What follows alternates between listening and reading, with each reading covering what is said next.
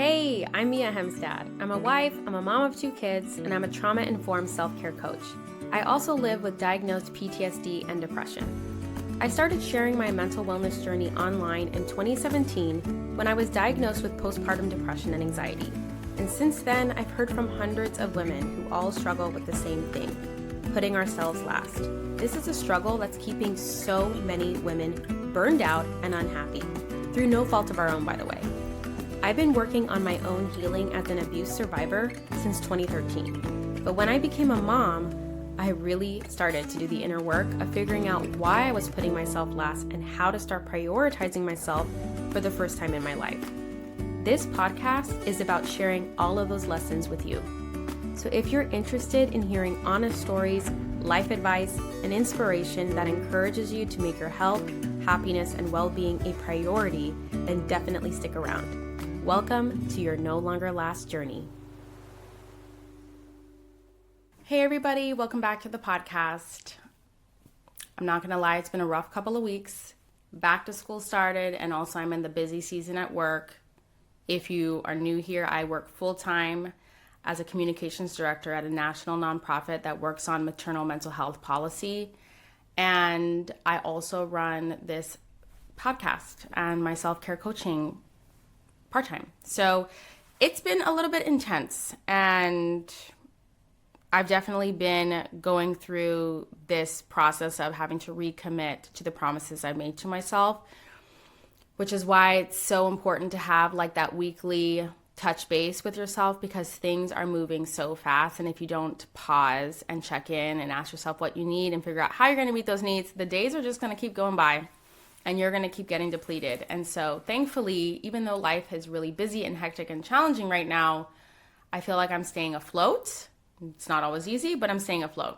And in the past, I would just burn out, break down, and fall apart. So yay for progress. And I hope that you are also hanging in there with this transition into the back to school season.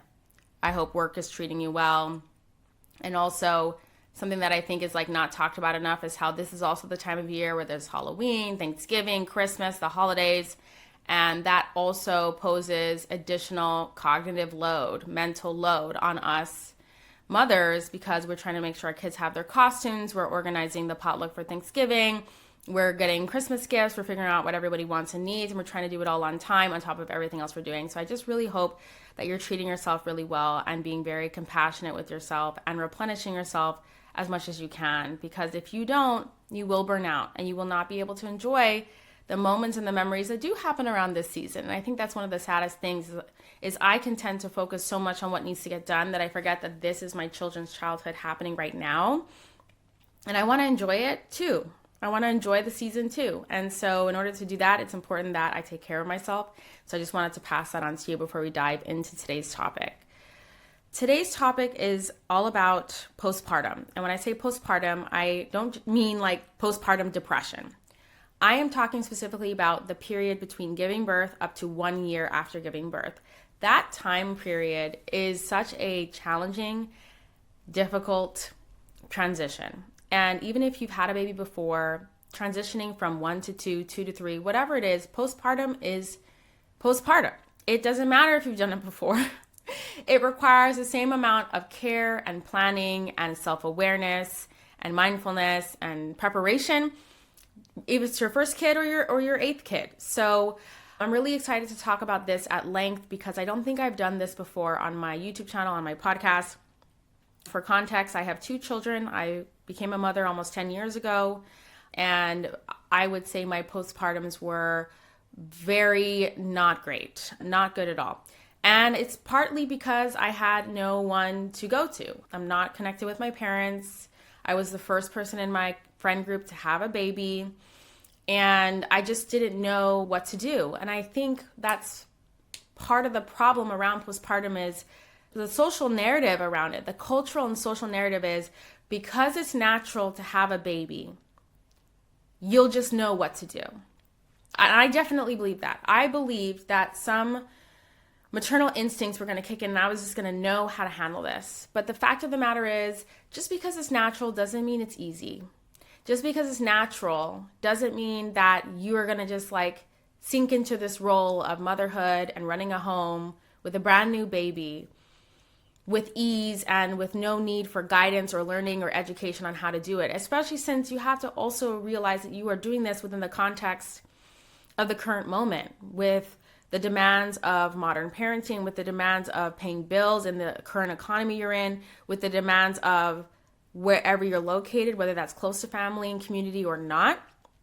And those unique factors bring layers and require you to think through what you have at your disposal, what resources and what you don't, and what you need to plan and prepare for to have a healthy postpartum. So now that I'm several years out from postpartum, I have had a lot of opportunity inside and outside of therapy to reflect on what happened, what went wrong, what could have I done better, what could my husband have done better, and also to do a lot of processing, a lot of forgiving myself, a lot of realizing where things went wrong and why. And then in addition to that, I want you to know that professionally, full time, I work at an organization that is focused on maternal mental health, the mental health of mothers, specifically during pregnancy and up to 1 year postpartum.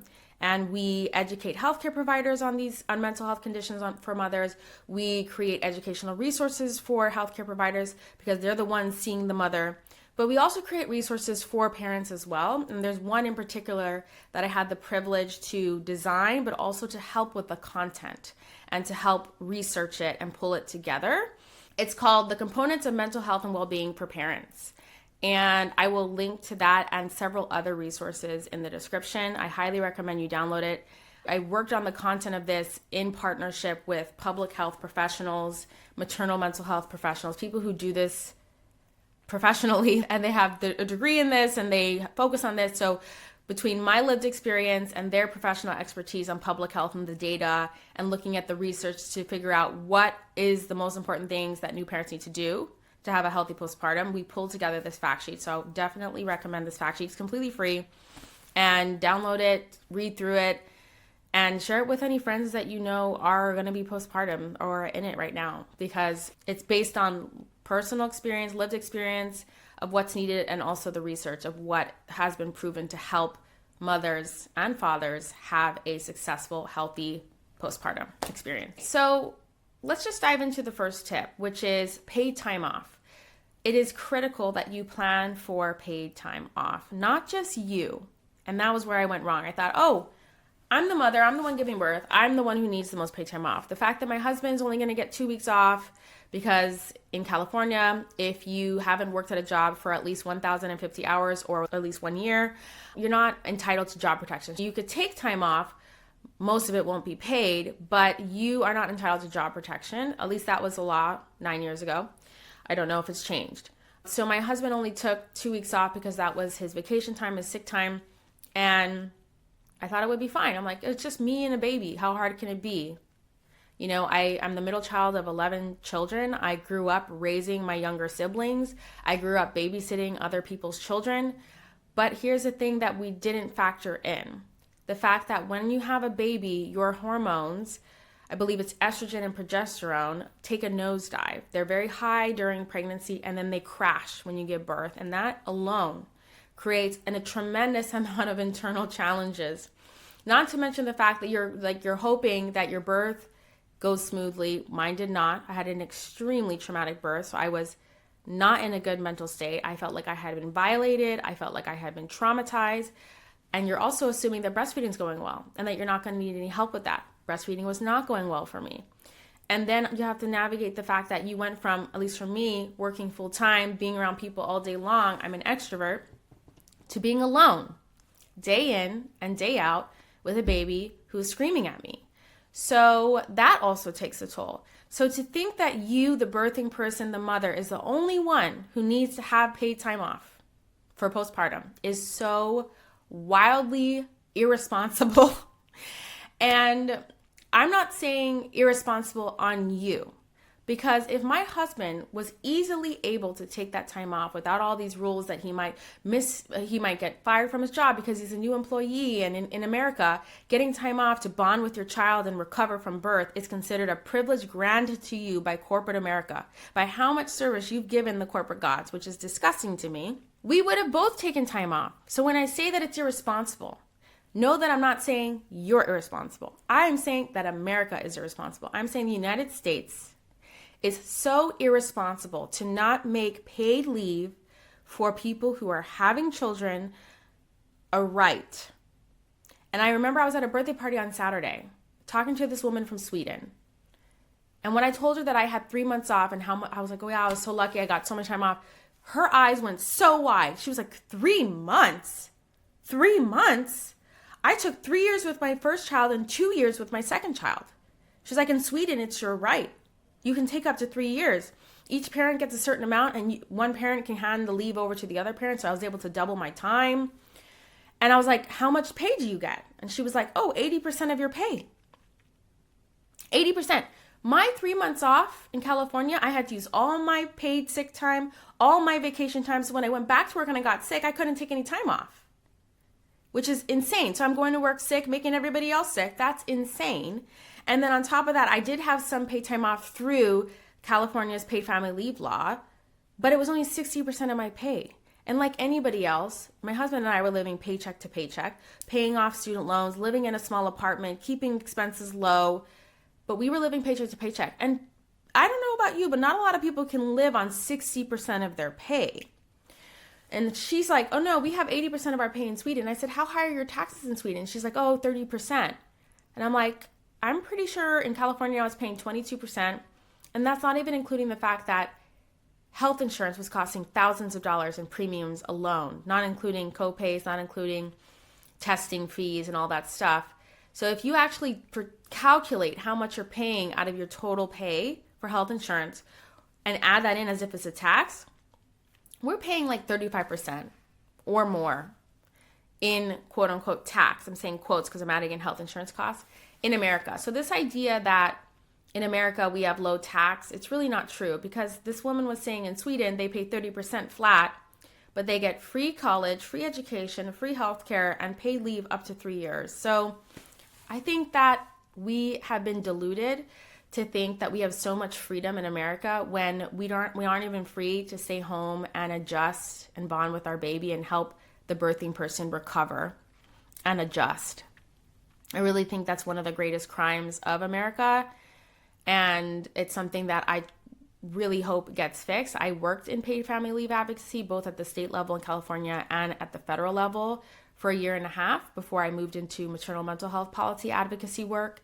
And let's just say we're being scammed. We're being scammed. And the reason why I'm emphasizing this so much is because to me, this is the foundation. And it's not just the foundation because in my personal experience, having my husband home would have helped me so much with, I got really depressed and anxious. And it's because I was on my own. I was trying to feed myself, keep myself hydrated, feed this baby, dealing with breastfeeding issues, feeling extremely lonely.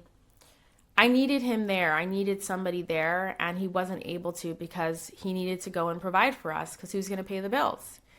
And I think my mental health wouldn't have taken such a plummet. And that first year, it wouldn't have been so brutal if I had had some help. So if this is something that's challenging for you, I want you to not skip this step. I want you to do your research based on whatever country or state you're in to figure out what your rights are to paid leave and maximize those and take the most of it that you can, whatever is available, because that is the foundation. And the American Psychological Association, the APA, has published a study that shows that people who take paid leave, that it has protective factors against postpartum depression, meaning that when you take paid leave, you're less likely to get mentally ill. So not only is this my personal experience, but it's backed by science, and it's something that you cannot miss. I wish I could provide you one simple link that tells you what your rights are, but in America, they make it very complicated. Every state has different laws and different rules, so I highly recommend Googling and doing your research. There is one resource, this one employment rights attorney. She's based in California, but I believe she runs a program where her and her team research the laws for all of the United States. And I think her program is $97 a month. So I'll link to that as well. I haven't been a part of the program, but I know she has helped many a mother maximize her paid leave rights. I think if I was pregnant, I would join, figure out what I can do, learn about my rights, and then, when I don't need the education anymore, I would probably cancel my subscription. But I just think that even if you had to sign up for a few months in order to know your rights and maximize your rights for you and someone else, it's worth it. And I also want to emphasize that if your partner absolutely cannot take time off work, either because the legal right isn't there or because they work a job where they just can't take time off, then you need to find a friend or a family member who is willing to take time off. Maybe several. Maybe they can stagger it. Maybe your sister does 2 weeks, your friend does 2 weeks, your mother does 2 weeks, your aunt does 2 weeks. Like, we need to create a wraparound chain of support around the new mother, because having people there is one of the first lines of defense against postpartum depression, postpartum anxiety, postpartum OCD, and all the other mental health conditions that can come up during the postpartum period. So please do your research, make a paid time off plan, not just for you, the person giving birth, but for everyone and anyone around you that's going to be helping you out during that time. The second thing that I want to recommend is creating a sleep plan. This is also based on my personal experience of waking up every 2 hours and how that really messed me up psychologically and physically. I just think we're not taught to value sleep. We're told culturally and societally that motherhood means you don't get sleep. And I remember really accepting that and being like, this is just the way it is. I'm a mother. I signed up for this. But the fact of the matter is we have evidence and research that shows that chronic sleep deprivation fuels mental illness. It makes mothers sick. So why are we accepting this as just part of motherhood? I think it's because then it makes everybody else get off the hook. We all just accept that the mother is going to be sick and exhausted and burned out. And we say, well, that's part of being the mother. Instead of going, no, this isn't normal and it's not okay and we need to help her. So in my opinion, instead of having a baby shower, if you don't have anyone who can come and help you do night shifts, honestly, I wish I could have just fed that baby and handed the baby to someone else, because burping takes 45 minutes sometimes. Sometimes that kid cannot get the burp out and you can't lay them down because then the burp's in their chest and it's hurting them. And really, you as a mother, you should just be feeding that baby and handing them off, feeding that baby and handing them off at night so that you can sleep, because sleep is how you recover. If you delivered a baby vaginally or via C-section, you need to be lying down and recovering. Yes, doing some movement, walking, etc. But to be on all the time as if you didn't just give birth. To me, postpartum felt like I gave birth and someone said, now go run a marathon while holding a baby. Got stitches? Who cares? Destroyed your vagina? Who cares? Go run a marathon. And also you need to stay extra hydrated and extra fed because you're feeding for 2 now, and do it all while you're running. No one's going to be there on the sidelines for you. That's what it felt like. So if you don't have, for instance, my husband didn't have time off, so he wasn't able to do the night wake ups because he needed to go to work for 12 hours a day. So I didn't want to wake him up.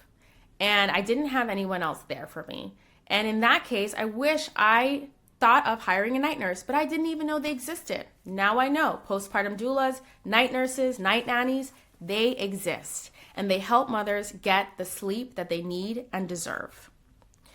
And now that I look back, I wish instead of doing a meal train and instead of having a baby shower where people bought all kinds of clothes and onesies and gadgets, I wish I said, hey, I'm planning on hiring a night nurse.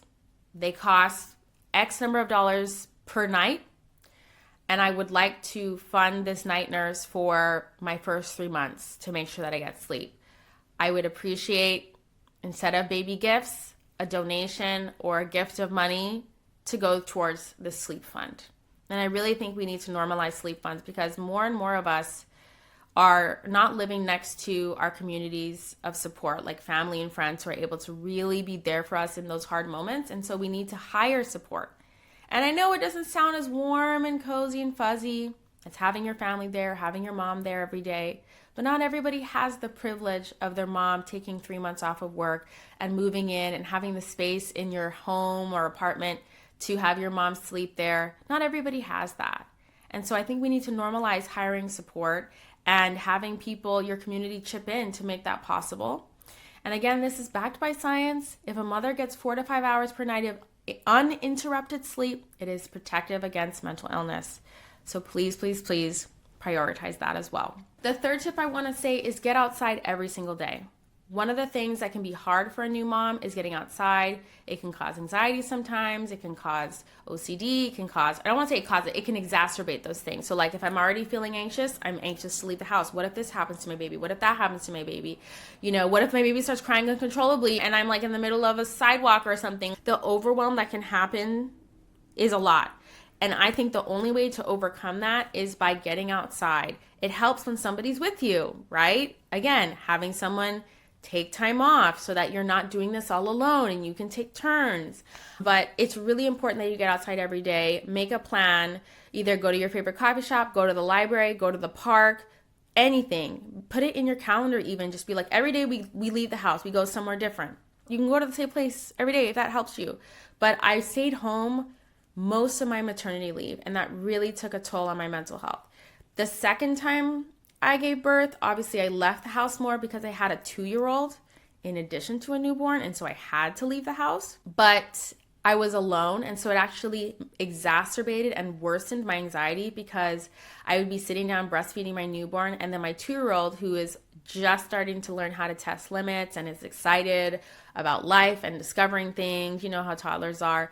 And then he would climb up somewhere and like get stuck. And then I'm like so stressed because now I'm trying to hold my newborn while I'm like climbing this double-decker playground structure to get my toddler. It made going outside really overwhelming, which again, go back to tip number 1, which is paid time off plan, you and a support person. Okay. But bottom line, getting outside is really important. And if you need to go to like an indoor playground or somewhere where your toddler is not going to get themselves hurt. I remember one time my son like was running toward the parking lot where cars were zooming in and out, and I had to literally run after him while holding my baby. So I think finding a playground that is suitable and safe so that you're not worrying about danger all the time, very helpful. And I think prioritizing that is important. At that time, I had this belief of I'm the mother and I'm supposed to serve.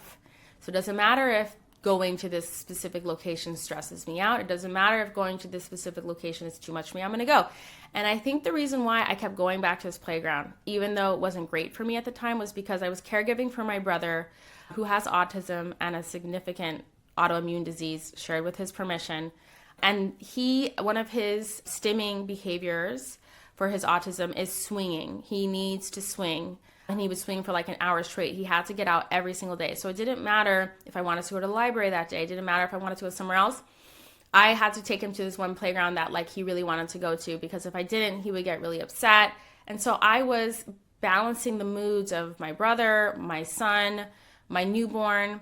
That was a lot. That was unfair. And again, if I had a support person, maybe someone could have taken my brother where he wanted to go, and I could have went to the library for sing along and story time. You know what I'm saying? So again, this just goes back to the fact that I was in this on my own. And so what I needed in any given moment was completely last on the list. And trust me, I suffered for it. I eventually had a significant mental breakdown a few months later when my son was 2 and my daughter was like 4 or 5 months old. I almost fainted in a grocery store. And it was one of my really bad rock bottom moments that made me realize that I have to stop what I'm doing and restructure my life. So yes, please get outside every day. Tip number 4 is be aware of what maternal mental health conditions are and get support.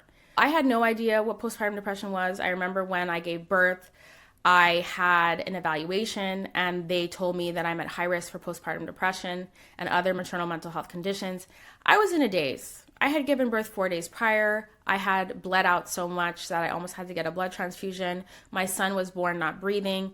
I was really traumatized. And so this lady, bless her heart, screening me for mental health conditions, handing me a pamphlet, that wasn't helpful. I honestly was in shock and I didn't know what to do and I did nothing about it. I don't even remember what the pamphlet said. I didn't even understand the significance.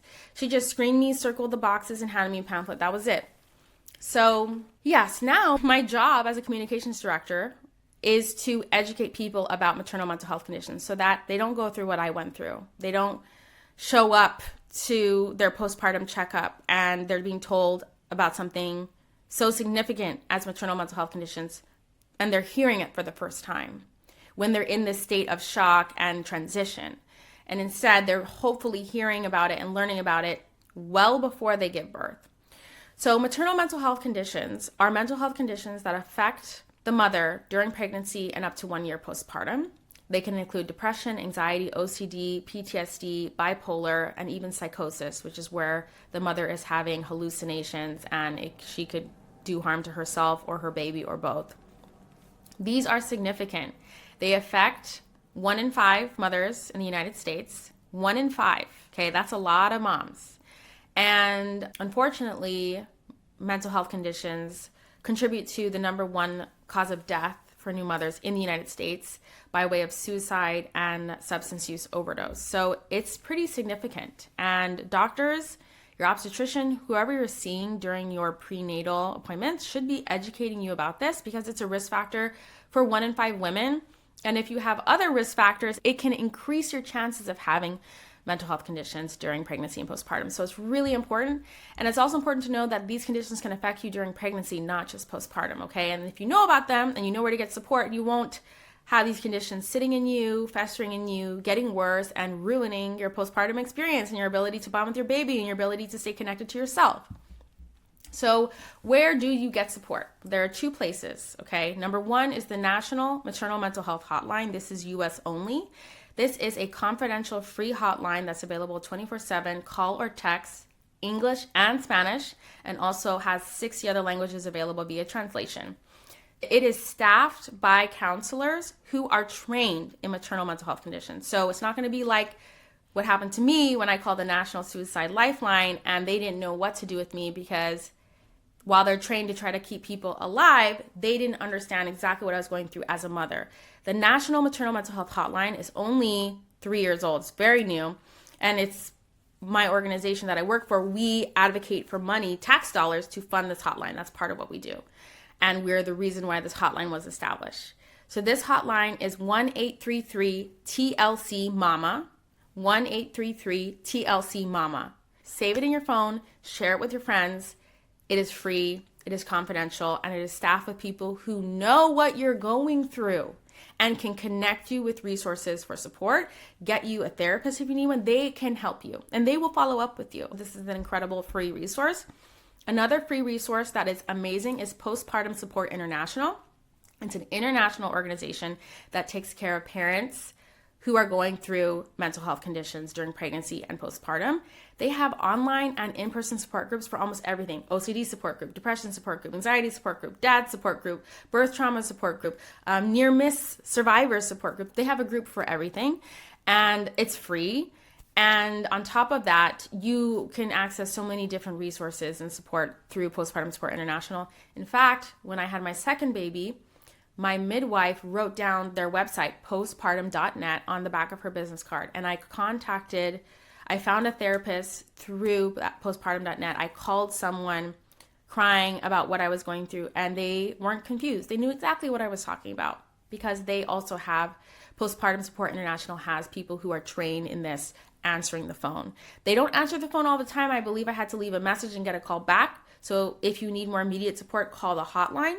But actually, fun fact, the hotline is staffed also by Postpartum Support International people. It's like all the same network, but one is like a warm line. I would say Postpartum Support International is a warm line. They have support groups, resources, and then the National Maternal Mental Health Hotline is the hotline that's available day or night. And if you are in crisis, they will transfer you to 988, which is the suicide lifeline, or, make sure that you get the immediate support you need. So those are the 2 resources that I highly encourage you to save on your phone, share with your friends, and I will also include those details in the description, of course. And then my last tip is to be in community, okay? This means not just like tip number 1 where I'm like, have a support person, because the 2 of you are, whoever that is, let's say it's your husband, are in the trenches together. You're both exhausted. You're both going through this transition. You're both emotionally invested in each other, yourselves, this child. It's a lot. And it's a lot to expect your support person to also be able to have the capacity to be emotionally available and checking in with you in that way as well, right? We have so many different needs as humans, and I think it's a lot to expect one person to meet all of those needs, especially postpartum when you're also meeting the needs of a tiny little human that poops 12 times a day, okay? So what do I mean by being community? At least once a week, you need to talk to someone. You need to have a coffee date with a friend. You need to go to Mommy and Me play date. You need to go to library story time. You need to go to an online support group. You need to go to an in-person support group. You need to call a friend, call your mom, call someone you trust.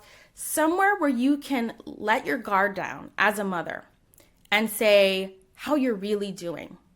Every week, you need a space to say how you're really doing. It could be with a therapist. It could be with a coach. It could be in a group. You need a space, because the survival mode and the work that is taking care of yourself and taking care of a baby postpartum is so much work. And that's not even counting in the fact that maybe you have a toddler, or maybe you're caregiving like I was for my brother. That work is so much that you are not taking the time to check in with how you're doing mentally and emotionally, if your needs are being met, if you're teetering on the edge of burnout, if you're about to fall apart, if you feel like you're hanging on by a thread, unless you have a container, a space to talk about that, where someone's inviting you to talk about that and can help you work through that, or at least be in a space where other people are going through it too. That is one of the most overlooked and most important pieces here, because we think that we're gonna just naturally, think about and do something about our mental and emotional state. But the fact is, a lot of us don't do anything until we hit rock bottom and it's really bad, or it starts to affect the people we love. In order to stay on top of that and to prevent that from happening and to prevent crises from happening, we need a weekly space where we're checking in. So be in community. Genuinely figure out how you're going to be in community postpartum. Make a plan and put it in your calendar, and have your support person who's home with you hold you accountable. Hey, I know you really don't feel like leaving the house today, but you've got to go to mom group. Just put your hair in a mom bun, get your yoga pants on, put on your jacket, and go, because you need to connect with other people who get it. That is so important. Okay, so those are my 5 tips. I do have a bonus for you, and that is, and I'm going to read it straight off because I want to capture the full thing.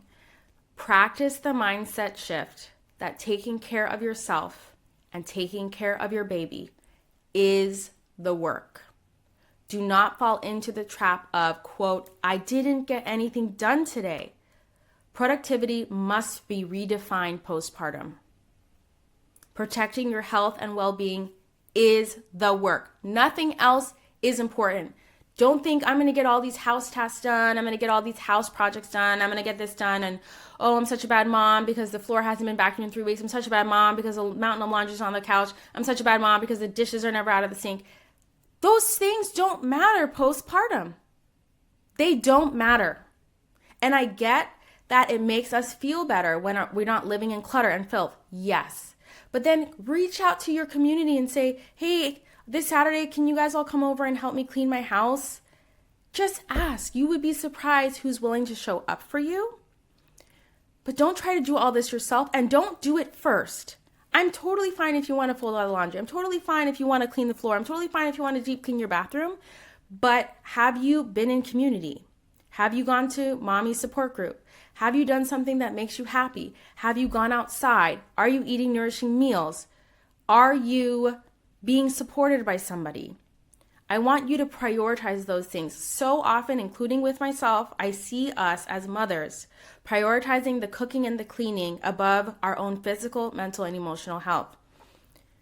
These things can all coexist as important, but there is an order of priority. And the order of priority is so important because it ensures that we use our limited time and energy and resources on the things that matter most, so that if we happen to run out of time, energy, and resources, the stuff that matters less can just wait till tomorrow. Do you see what I'm saying? So I want you to understand that protecting your health and well-being is the most important thing you can do. It's the goal, and everything else is secondary. That's all I had for you today. I'm going to link to the fact sheet, Components of Mental Health and Well-Being for Parents. I'm going to link to the National Maternal Mental Health Hotline. I'm going to link to Postpartum Support International. And I'm also going to link to my 4B Self-Care Framework. It's a free guide that goes over the 4 types of self-care that you need to practice in order to maintain your health, happiness, and well-being. It's absolutely free. I hope you will check out these resources and I share this episode with a friend, because postpartum, while natural, is not easy, and we all deserve to be educated on what we can do to protect our health and well-being during that really vulnerable time. All right, thank you so much, and I hope I will see you in my next episode. Bye.